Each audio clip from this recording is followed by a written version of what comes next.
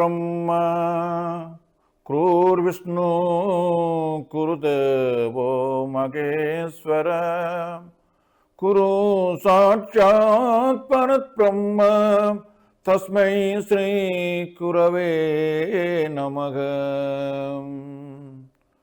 गजाननं पूतगणाधिसेवितं कवित्तजम्बो फलसारभक्षितं उमासुतं शोकविनाशकारणं नमामि विघ्नेश्वर பாதபங்கயம். எல்லாம் வெல்ல பரம்பொருளை மனதிலமைத்து என்னை பெற்றெடுத்த பெற்றோர்களுடைய பாதங்களை பணிந்து என்னை எல்லாம் வழிப்படுத்துகின்ற குருமாருடைய பாதங்களை பணிந்து இந்நிகழ்வினை பார்த்து கொண்டிருக்கின்ற ஓம் தொலைக்காட்சி நேயர்கள் அனைவருக்கும் அன்பு கனிந்த வணக்கங்களை தெரிவிப்பதில் மட்டற்ற மகிழ்ச்சி அடைகின்றேன். ஆன்மீகம் அறிவோம் என்ற இந்த நிகழ்வின் ஊடாக நாம் வாழ்க்கையிலே தெரிந்து கொள்ள வேண்டிய பல ஆன்மீக விடயங்களை தெரிந்து கொள்வதற்கான வாய்ப்பை ஓம் தொலைக்காட்சிகள் நமக்கு வழங்கியிருக்கின்றார்கள். இந்த வகையிலே இந்த மாசி மாதம் என்ற ஒரு மாதம் பெறுகின்றது. இந்த மாசி மாதத்திலே நாங்கள் எண்ணுகின்ற ஒரு முக்கியமான நிகழ்வு மாசி மகம். இந்த மாசி என்பதே எங்களுக்கு பல செய்திகளை சொல்லுகின்றது. மாசி என்பது மாசை நீக்குவது மாசி என்றும் எடுத்துக்கொள்ளலாம். மாசி என்பது குற்றம். எனவே எங்களிடம் இருக்கின்ற குற்றங்களை நீக்குகின்ற மாதமே மாசி மாதம் என்று சொல்லுகிற ஒரு முறையும் இருக்கிறது. இன்னொரு வகையிலே இறைவனுக்கும் இந்த மாசி மாதத்துக்கும் இடையே நிறைந்த தொடர்பு இருக்கிறது. நாங்கள் வழிபடுகின்ற தெய்வமாக சிவனும் உமையும் அமைந்திருக்கிறார்கள். உமா என்பதிலே மா என்பது இறுதியாக நிற்கிறது, சிவம் என்பதில் சி என்பது முன்னுக்கு நிற்கின்றது. இந்த இறுதியும் அந்த முதலும் சேர்ந்து மாசி என்று மாசி என்ற மாதமாக வந்ததாகவும் சொல்லப்படுகின்றது. எனவே தெய்வீகம் நிறைந்திருக்கின்ற இந்த மாதத்திலே நம்முடைய குற்றங்களை நீக்குகின்ற நம்முடைய குறைகளை நீக்குகின்ற மாதமாக மாசி மாதம் அமைந்திருக்கின்றது. நம்முடைய உடலில் இருக்கின்ற அழுக்கை நாங்கள் நீக்குவதற்கு நீராடுகின்றோம். நாம் நாள்தோறும் நீராடித்தான் நம்முடைய உடலை சுத்திகரிக்கின்றோம்.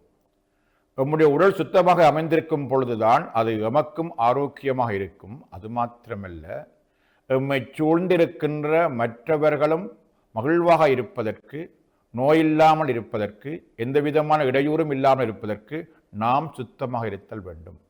எனவே நாம் சுத்தமாக இருப்பது எமக்கு மட்டுமில்லாமல் எம்மை சுற்றிருக்கின்ற மற்றவர்களுக்கும் நாம் ஏதொரு வகையில் நன்மையை ஏற்படுத்துகின்றோம். நாம் அழுக்காக இருக்கிற பொழுது அல்லது நாம் நோயோடு இருக்கிற பொழுது அந்த அழுக்கு அல்லது அந்த நோய் மற்றவர்களை பீடிக்கிற பொழுது அது மற்றவர்களுக்கும் துன்பத்தை கொடுக்கின்றது. எனவே நாம் எம்மை சுத்திகரிப்பது அது எமக்கு மட்டுமல்ல, எம்மை சூழ்ந்திருக்கின்றவர்களுக்கும் அது நன்மையை கொடுப்பதாக அமைந்திருக்கிறது என்பதை நாம் வாழ்க்கையிலே விளங்கிக் கொள்ளுதல் வேண்டும். இந்த வகையில தான் நாம் நாள்தோறும் நீராடுகின்றோம். இவ்வாறு நாம் நீராடி எம்மை சுத்திகரிக்கின்ற அதே நேரம் நாங்கள் இந்த ஆலயங்களில் அமைந்திருக்கின்ற தீர்த்தங்களே தீர்த்தமாடுவதை நாம் புனிதமாக கருதுகின்றோம். நாங்கள் நாள்தோறும் உணவை உண்டாலும் ஆலயத்தில் சென்று நாம் ஒரு உணவை பற்றி சாப்பிடும் பொழுது உணவாக கருதுவதில்லை. அதை நாங்கள் பிரசாதமாக கருதுகின்றோம், மருந்தாக கருதி கொள்ளுகின்றோம். அதே போன்று அங்கே சிவாச்சாரியர்கள் வழங்கப்படுகின்ற தீர்த்தத்தை நாங்கள் மருந்தாக பருகிக் கொள்கின்றோம். இந்த தீர்த்தம் என்பது எங்களுடைய நோயை நீக்குகின்ற, நமக்கு மேலான சக்தியை கொடுக்கின்ற ஒரு விடயமாக நாம் விளங்கிக் கொள்கிற தன்மை இருக்கிறது. இதை விட இந்த ஆலய திருவிழாக்களிலே தீர்த்தம் என்ற ஒரு நிகழ்வு இருக்கின்றது. இறுதியாக தீர்த்தம் என்பதை அடிப்படையாக கொண்டே திருவிழாக்கள் நடைபெறுகின்றது. தீர்த்தம் என்பது அதாவது இறைவன் ஏதோ ஒரு வகையான ஒரு நீர் நிலையத்துக்கு சென்று, கடலாக இருக்கலாம் அல்லது குளமாக இருக்கலாம் அல்லது ஆழத்தில் இருக்கிற கிணறாக இருக்கலாம், அவற்றிலே நாங்கள் நீராடுகின்ற ஒரு நிகழ்வாகவே, இறைவன் நீராடுகிற நிகழ்வாகவே தீர்த்தம் என்பது அமைந்திருக்கின்றது. இந்த வகையிலே பல மக்கள் இந்த ஆலயங்கள் தோறும் சென்று தீர்த்த யாத்திரை செய்து இறைவனை வழிபடுவதற்கு தீர்த்தமாடுவதை ஒரு முக்கியமான பணியாக கொள்கின்றவர்களும் இருக்கிறார்கள். தீர்த்தம் ஆடுவதனாலே நம்முடைய புற அழுக்கு மாத்திரம் இல்லாமல் உள்ளத்திலே இருக்கின்ற குறைகளும் நீங்குவதாக அவர்கள் எண்ணிக்கொள்கின்றார்கள். எனவே இந்த தீர்த்தமாடுகின்ற ஒரு நிகழ்வு என்பது நம்முடைய சைவ மத நிகழ்விலே ஒரு மிக முக்கியமான நிகழ்வாக அமைந்திருக்கின்றது. இந்த தீர்த்தமாடுகிற நிகழ்வை முக்கியமாக கொண்டு நடைபெறுகின்ற ஒரு நிகழ்வாகவே மாசி மகம் என்பது அமைந்திருக்கின்றது. இந்த மாசி மகம் என்பது கடலாடுகின்ற மாதமாக அல்லது கடலாடுகின்ற நிலையமாக தீர்த்தமாடுகின்ற நிகழ்வாக அமைந்திருக்கின்றது. இந்த மாசி மகம் என்பது மாசி மாதத்திலே வருகின்ற மக நட்சத்திரம் கூடியிருக்கின்ற நாளையே நாங்கள் மாசி மகம் என்று அழைக்கின்றோம். பெரும்பாலும் இந்த மாசி மகத்தில் அன்று பூர்ண என்ற திதி வரலாம், அல்லது மறுநாள் வரலாம், அல்லது முதல் நாள் வரலாம். பெரும்பாலும் கிட்டத்தான் வந்து கொண்டிருக்கும். எனவே இந்த மாசி மகம் என்பது பூரண தினம் சேர்ந்து அமைந்திருக்குமா இருந்தால் மிக சிறப்பாக அமைந்திருக்கும். இந்த பூரண நாளிலே மாசி மகத்தன்று நாங்கள் ஆலயங்களிலே சென்று தீர்த்தமாடுகின்ற அல்லது இறைவன் தீர்த்தமாடுகிற நிகழ்வை பார்க்கின்ற ஒரு நிகழ்வு நம்முடைய சமயத்திலே நிறைந்திருப்பதை நாம் எல்லோரும் அறிவோம். எனவே இந்த மாசி மாத மகத்தில் அன்று பெரும்பாலான கோயில்களிலே சென்று கோயில்களை பார்த்தால் அவர்கள் இந்த கடலுக்கு அண்மையிலே அமைந்திருந்தால் அல்லது ஏதாவது புகைகளுக்கு அருகிலே அமைந்திருந்தால் அந்த கடலிலே தீர்த்தமாடுகிற நிகழ்வு சிறப்பாக நடைபெறும். அந்த இறைவன் தீர்த்தமாடுகின்ற அந்த தீர்த்தமாடிதன் பின்னர் அங்கே இருக்கின்ற அடியார்கள் இறைவன் தீர்த்தமாடிய அந்த கடலிலே அல்லது அந்த பொய்கையிலே தாமும் தீர்த்தமாடி தம்முடைய குறைகளை எல்லாம், மனக்குறைகளை எல்லாம், உடல் குறைகளை எல்லாம் நீக்கி மண்ணிலே நல்ல வண்ணம் வாழ வேண்டும் என்று இறைவனை பிரார்த்திக்கின்ற நாளாக இந்த நாள் அமைந்திருக்கின்றது. எனவே இந்த மாசி மகத்தினுடைய முக்கியத்துவம் என்ன என்பதை நாம் விளங்கிக் கொள்ளுதல் வேண்டும். இந்த மாசி மகம் என்ற நாள் எந்த இறைவனுக்கு உரியது என்று பலர் கேட்கலாம். இந்த மாசி மகம் என்பது எல்லா தெய்வங்களுக்கும் உரியது. முக்கியமாக எங்களுடைய குலதெய்வங்கள் நாம் வழிபடுவதற்கு உரிய நாளாக அமைந்திருக்கின்றது. பிதர்களை வழிபடுகின்ற நாளாக அமைந்திருக்கின்றது. மாத்திரமல்லாமல் விநாயகரையும் நாம் அன்று வழிபடலாம், சிவனையும் வழிபடலாம், அம்பாளையும் வழிபடலாம், முருகனையும் வழிபடலாம், பைரவரையும் வழிபடலாம். இவ்வாறு எல்லா தெய்வங்களையும் வழிபடுவதற்குரிய நாளாக மாசி மகம் என்பது அமைந்திருக்கின்றது. ஏனைய நாட்களே ஏதாவது ஒரு நாள் ஒரு தெய்வத்தை குறிப்பதாக அமைந்திருக்கும். சதுர்த்தி என்றால் அது விநாயகரை குறிப்பதாக அமைந்திருக்கும். கார்த்திகை என்றால் அது முருகனுக்குரிய நாளாக அமைந்திருக்கும். பரணி என்று சொன்னால் அது பைரவரை குறிப்ப நாளாக அமைந்திருக்கும். திருவாதிரை என்று சொன்னால் அது சிவனை குறிப்பதாக அமைந்திருக்கும். இப்படி ஒவ்வொரு நாட்கள் ஒவ்வொரு தெய்வங்களுக்கு உரியதாக அமைந்திருந்தாலும் இந்த மாசி மகம் என்பது எல்லா தெய்வங்களையும் வழிபடுவதற்குரிய நாளாக அமைந்திருக்கின்றது. எனவே நாங்கள் எந்த தெய்வத்தை இஷ்ட தெய்வமாக வழிபடுகின்றோமோ அந்த தெய்வத்தை வழிபட்டு தீர்த்தமாடுகின்ற நாளாக இந்த மாசி மகம் என்பது அமைந்திருக்கின்றது. ஒவ்வொரு தெய்வத்துடனும் இந்த மாசி மகம் என்பது இணைக்கப்பட்டிருக்கின்றது. தீர்த்தமாடுகிற நிகழ்வு இணைக்கப்பட்டிருக்கின்றது. இந்த வகையிலே இதற்கு பல்வேறு வகையான கதைகள் இருக்கின்றது. இந்த மாசி மகத்து மகம் என்ன வகையில முக்கியமானது, பெருமையானது என்பதற்கு பல்வேறு வகையான செய்திகள் இருக்கின்றது. இந்த மாசி மகத்தில் சொல்லப்படுகின்ற ஒரு முக்கியமான கதை, இந்த புண்டரிக மகரிஷி என்பவர் நாராயண பெருமானுக்கு தன்னுடைய கரங்களே ஆயப்பட்ட தாமரை மலரை வைத்து வழிபடுவதற்கு விரும்பினார். எனவே நாராயண பெருமான் பாட்கடலிலே அவர் ஆழ்ந்த தியானத்தில் அமர்ந்திருந்தார். அந்த நாராயண பெருமானை தரிசனம் செய்து அந்த மலரையிட்டு வழங்க வேண்டும் என்று அவர் விரும்பினார்.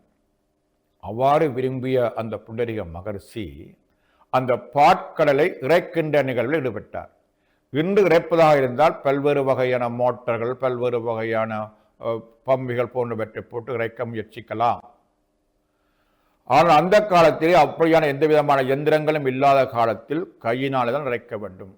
எனவே இந்த புண்டரிக முனிவர் மகரிஷி அவர்கள் நாராயண பெருமானை தரிசிக்க வேண்டுமென்ற பேர் ஆவலின் காரணமாக அந்த பாட்கடலை இறைக்க ஆரம்பித்தார். எப்படி இறைத்திருப்பார்?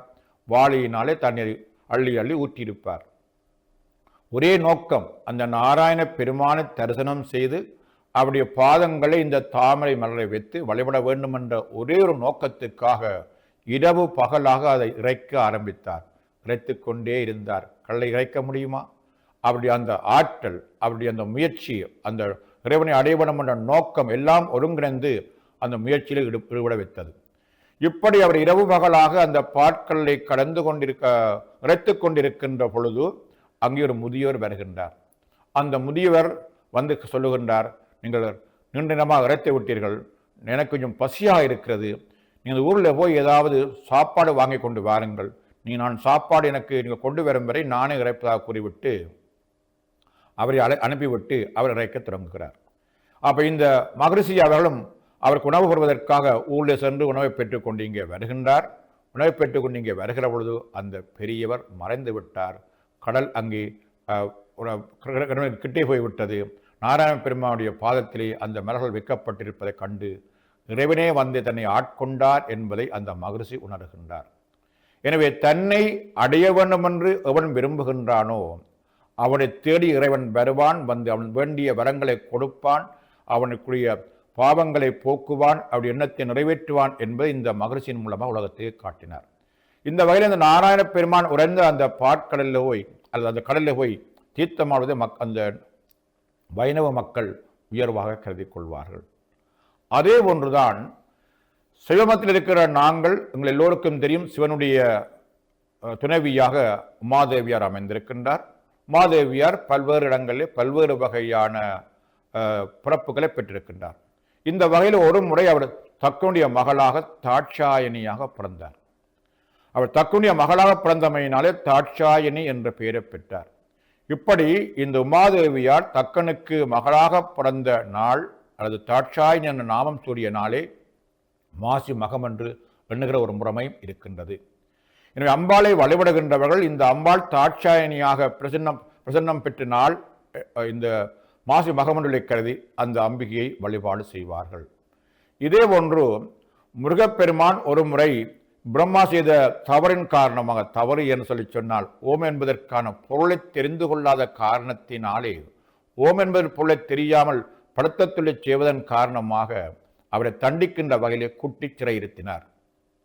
இப்படி பிரம்மாவை குட்டி சிறையிருத்திய பொழுது அவரை விடுதலை செய்ய வேண்டும் என்று பல பேர் கேட்ட பொழுது அவரை விடுதலை செய்யவில்லை. அப்பொழுது இறைவனே சிவபெருமானை வருகின்றார். அப்பொழுது சிவபெருமானுடைய கேள்விக்கு முருகன் சொல்லுகின்றார், ஓம் என்பது பொருளை சொல்ல வேண்டுமா இருந்தால் குரு சீட முறையிலேயே கேட்க வேண்டும், நீங்கள் எனக்கு சீடனாக இருந்தாலே உங்களுக்கு உபதேசிக்க முடியும் என்று கூறி முருகப்பெருமான் சிவபெருமானுக்கு ஓம் என்பதன் பொருளை உபதேசம் செய்தார். இவ்வாறு முருகப்பெருமானே சிவபெருமானுக்கு குருவாக இருந்து உபதேசம் செய்த நாள்தான் மாசி மகம் என்னும் குறிப்பிடுவார்கள். எனவே இந்த மனித வாழ்க்கையிலே பாருங்கள், சிவபெருமான் தந்தை, முருகப்பெருமான் பிள்ளை. அப்படியாக இருந்தாலும் பிள்ளை தந்தை என்ற உறவு முக்கியமல்ல, குரு சிஷ்ய உறவு என்று வரும்பொழுது குரு குருவாக இருக்க வேண்டும், சீடன் சீடனாக இருக்க வேண்டும். இந்த வகையிலே முருகப்பெருமான் குருவாக அமர்ந்து சிவபெருமான் சீடனாக அமைகின்ற பொழுது அந்த குருசீட முறையிலே நின்றே முருகப்பெருமானமிருந்து சிவபெருமான் உபதேசம் பெறுகின்றார். இந்த உபதேசம் பெற்றமையினாலேதான் ஒரு உயர்வு கிடைக்கிறது. உலகில் வாழுகின்ற மக்கள் தம்முடைய உயர்வு அடைய வேண்டுமாக இருந்தால் ஒரு குருவிடமிருந்து நாங்கள் ஞான உபதேசம் பெறுதல் வேண்டும். குருவினாலேயே எங்களுடைய மலம் நீக்கப்படும், குருவினாலேயே எங்களுக்கு அருள் கிடைக்கும் என்பதை நாங்கள் வாழ்க்கையிலே விளங்கிக் கொள்ளுதல் வேண்டும். இந்த வகையிலே முருகப்பெருமான் சிவபெருமானுக்கு குருவாக வந்து அருள் செய்த நாள்தான் இந்த மாசி மகம் என்று சொல்லுகின்ற ஒரு முறைமையும் இருக்கின்றது.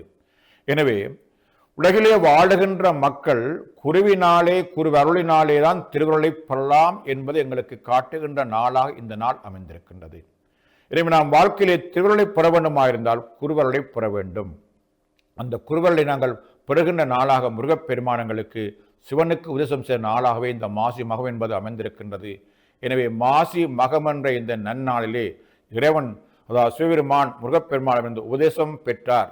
அதாவது சீடனாக இருந்து உபதேசம் பெற்றதை போன்று உலகிலே வாழுகின்ற மக்களாகிய நாங்கள் எல்லோரும் ஒரு குருவை பெற்று வாழ்க்கையிலே உயர்வு பெறுதல் வேண்டும். இவ்வாறு நான் முன்னர் குறிப்பிட்டது போன்று தாட்சாயணி என்ற அந்த பிறப்பு பெற்ற நாள் மாசி மகம் அமைந்திருக்கின்றது. முருகப்பெருமான் உபதேசம் செய்த நாளாக இது அமைந்திருக்கின்றது. அதுபோன்று திருப்பாற்கடலில் அந்த புண்டரீக மகரிஷிக்கு உபதேசம் செய்த நாளாக, அருள் கொடுத்த நாளாக இந்த மாசி மகம் என்பது அமைந்திருக்கின்றது. இப்படி பல்வேறு வகையான கதைகள் சொல்லப்படுவதன் மூலம் உலகிலே வாழுகின்ற மக்கள் இந்த மாசி மகத்தில் அன்று தீர்த்தமாடி தம்முடைய உடல் பிணியையும் உளப்பிணியையும் நீக்க வேண்டும் என்பதை அவர்கள் கூறுகின்றார். இந்த உடற்புணியையும் நாம் உளப்புணியையும் நீக்க வேண்டுமாக இருந்தால் நாங்கள் இந்த மாசி மகத்திலன்று தீர்த்தம் ஆடுதல் வேண்டும். எனவே தீர்த்தம் ஆடுகின்ற நிகழ்வு பெரும்பாலும் இந்த கல்லை சூழ்ந்திருக்கின்ற ஆலயங்களிலே அல்லது பொய்கைகளை சூழ்ந்து அமைந்திருக்கின்ற ஆலயங்களிலே அல்லது தீர்த்தங்கள் அமைந்திருக்கின்ற ஆலயங்களிலே இந்த தீர்த்தம் ஆடுகிற நிகழ்வு நடைபெறும். சில ஆலயங்களில் தெப்பத் திருவிழாவும் நடைபெறும். அப்போ இறைவன் உள்ளே இருந்து புறப்பட்டு வந்து அந்த தெப்பத்திலே மிதந்து காட்சி கொடுக்கின்ற நாளாக இந்த மாசி மகம் என்பது அமைந்திருக்கின்றது. அதே போன்று இந்த மாசி மகத்தில் அன்று மக்கள் சிட்டியிலே தீபமேற்றி அந்த நீர்நிலைகளிலே விடுகின்ற முறைமையும் இருக்கிறது. அந்த நீர்நிலைகளிலே அந்த தீபத்தை ஏற்றி விடுகிற பொழுது உங்களுக்கு தெரியும், அங்கே நெருப்பு வருகின்றது, நீர் இருக்கிறது, நிலம் இருக்கிறது, ஆகாயம் இருக்கிறது. எனவே பஞ்சபூதங்களை ஒன்று சேர்த்து பார்த்து வழிபடுகின்ற ஒரு நாளாக அமைந்திருக்கின்றது. எனவே எம்மை பாதுகாத்து கொண்டிருக்கிற இந்த பஞ்சபூதங்களை, நிலம், நீர், தீ, காற்று, ஆகாயமாகிய பஞ்சபூதங்களாகிய இயற்கையை வழிபட்டு நம்முடைய இயற்கையில் நாம் வாழுகிற பொழுது நமக்கு ஏற்படக்கூடிய இடர்களை நீக்கி மண்ணிலை நல்ல வண்ணம் வாழ்வதற்கு வழிபடுவதற்குரிய நாளாக இந்த மாசி மகம் என்பது அமைந்திருக்கிறது. உங்களுக்கு தெரியும், வாழ்க்கையிலே பல்வேறு வகையான துன்பங்கள் இருக்கும் ஒரு மனிதனுக்கு. சில பேருக்கு புத்திரப்பேறு இல்லாமல் இருக்கலாம், பிள்ளைகளுக்கு திருமணம் நடைபெறாமல் இருக்கலாம், சில பேருக்கு தொழில் பெறாமல் இருக்கலாம். இப்படியான இன்னல்கள் எல்லாம் வருகிற பொழுது இந்த இன்னல்களை எல்லாம் நாம் நீக்க வேண்டுமாக இருந்தால் மாசி மகத்தில் அன்று நாங்கள் காலையில் எழுந்து இந்த புனித தீர்த்தங்களிலே தீர்த்தமாடுதல் வேண்டும். இந்த தீர்த்தமாடுகிற நிகழ்வு இந்தியாவில் முக்கியமாக கும்பகோணத்திலே நடைபெறும். என்று கேட்டால் இந்த கும்பகோணத்திலே ஏன் நடவடிக்கை கேட்டால், முன்னர் ஒரு முறை இந்த பல்வேறு நதிகள் எல்லாம் சென்று இறைவனை கேட்டது, எங்களிடம் எல்லா மக்களும் அழுக்கை போக்கி கொண்டு போகிறார்கள், இதனால் எங்களுக்கெல்லாம் அழுக்கேறி விட்டது என்று செயலை கேட்ட பொழுது சொன்னால், இந்த மாசி மகத்தில் அன்று நீங்கள் எல்லோரும் சென்று இந்த கும்பகோணத்திலே நீராடினால் உங்களுடைய அழுக்கும் போய்விடுவதாக கூறினார்கள். இந்த வகையிலே நவ நதிகளும் இந்த கும்பகோணத்திலே அவர்கள் நீராடுவார்கள். எனவே நீக்கி அவர்கள் தங்களுடைய அழுக்கை போக்கிக் கொள்வார்கள். எனவே அன்றைய நாளே மக்கள் எல்லாம் அந்த கும்பகோணத்தை தீர்த்தம் ஆடினால் அந்த நவ நதிகளிலும் தீர்த்தமாடிய பயன் கிடைக்கும். எனவே எல்லா நதிகளிலும் தீர்த்தமாடிய பயனை பெற்று அந்த கும்பகோணம் தீர்த்தமாடிய பயனையும் பெற்று நம்முடைய நோய்களை நீங்கி பெற வேண்டிய பேர்களை எல்லாம் பெறக்கூடிய நாளாக இந்த மாசி மகம் என்பது அமைந்திருக்கின்றது. எனவே நம்முடைய இருக்கிற துன்ப துயரங்களை எல்லாம் நீக்கி நம்முடைய மாசுகள் எல்லாவற்றையும் நீக்கி நாம் மண்ணிலே நல்ல வண்ணம் வாழ வேண்டுமாக இருந்தால் தீர்த்தமாடுதல் வேண்டும். தீர்த்தமாடி இறைவனை வழிபடுவதற்குரிய நல்ல நாளாகவே இந்த மாசி மகம் என்பது அமைந்திருக்கின்றது.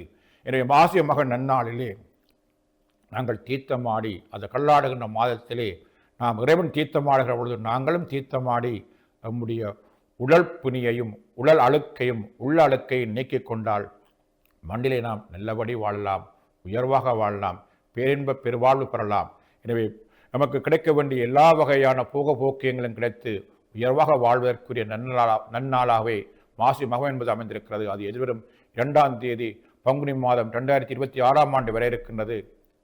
அன்றைய நாளிலே மக்கள் எல்லாம் தம்முடைய தீர்த்தமாடுகின்ற பதியலுக்கு சென்று அந்த இறைவன் தீர்த்தமாடுகிற பொழுது நாமும் தீர்த்தமாடி நம்முடைய பிறவி புனியை நீக்கி ஆட்ட பிறவி துயர நாம் ஆடும் தீர்த்தத்திலே நாம் தீர்த்தமாடி நம்முடைய எல்லா வகையான புனிகளை நீக்க வேண்டும். நீக்கி நாம் வாழ்க்கையிலே உயர்வுறவர்கள் கூறி இந்த சிந்தனை நிறைவு செய்வோம். நன்றி, வணக்கம்.